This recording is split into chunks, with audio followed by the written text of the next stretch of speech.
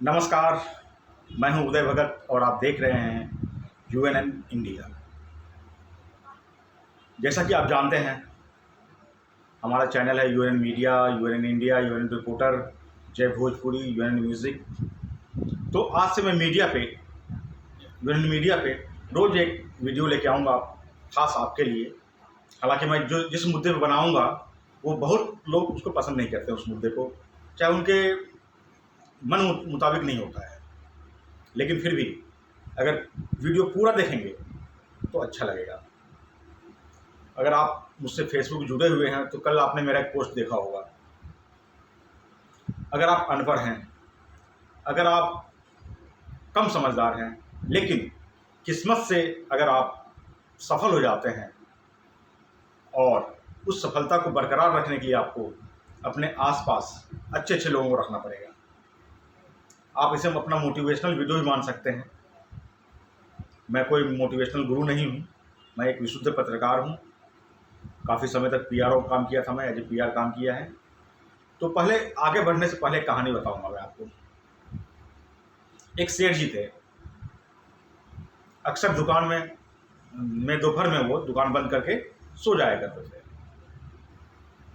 तो सोने के बाद मक्खी उनको बहुत परेशान कर रहा था। तो इस बीच एक बंदर उन्होंने पाला था। बंदर बड़ा हो गया और काफ़ी मुँह लगा हुआ बंदर था। तो उसको एक दिन उन्होंने बोला उसको, देखो मैं सोने जा रहा हूँ, अगर कोई मक्खी आती है, चेहरे पे भिनभिनाती है, उसको भगाना। बंदर खुश हो गया, चलो सेठ जी ने मुझे कुछ काम दिया है, और पूरा वो कॉलर टाइट करके अच्छे तन्मयता से जुट गया। पंखा लिया, पहले झेलना शुरू किया, पंखा हिलाना शुरू किया।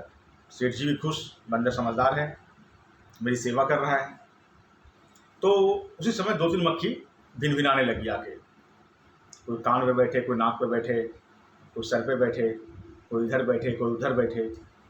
बेचारा बंदर पंखा से भगाना शुरू किया और कोशिश करता था कि सेठ जी की आंख ना खुले, सेठ जी आराम से सोते रहे। जब काफ़ी देर तक मक्खी भागी नहीं तो उसे गुस्सा आ गया। गुस्से में पंखा रखा, कोने में एक तलवार रखा हुआ था, जंग लगा हुआ पुराना तलवार उठाया और मक्खी को ढूंढना शुरू किया। तो संजोग से मक्खी उस समय उनके नाक पर बैठी हुई थी, सेठ जी की नाक पर बैठी हुई थी और सेठ जी सोए हुए थे। उसने आओ देखा ना ताओ, मार दिया तलवार। जी, मार दिया तलवार। अब क्या आप सोच रहे होंगे सेठ जी की हालत क्या हुई होगी। ठीक यही हालत हमारी भोजपुरी इंडस्ट्री की है। बहुत लोग यहाँ किस्मत से सफल हैं, मेहनत से, किस्मत से सफल हैं, लेकिन ज्ञान के नाम पे जीरो है। और दुख की बात तो यह है कि उनकी इर्द गिर्द जो लोग हैं, उनके अच्छे लोगों को उन तक भटकने नहीं देते हैं, फटकने नहीं देते हैं।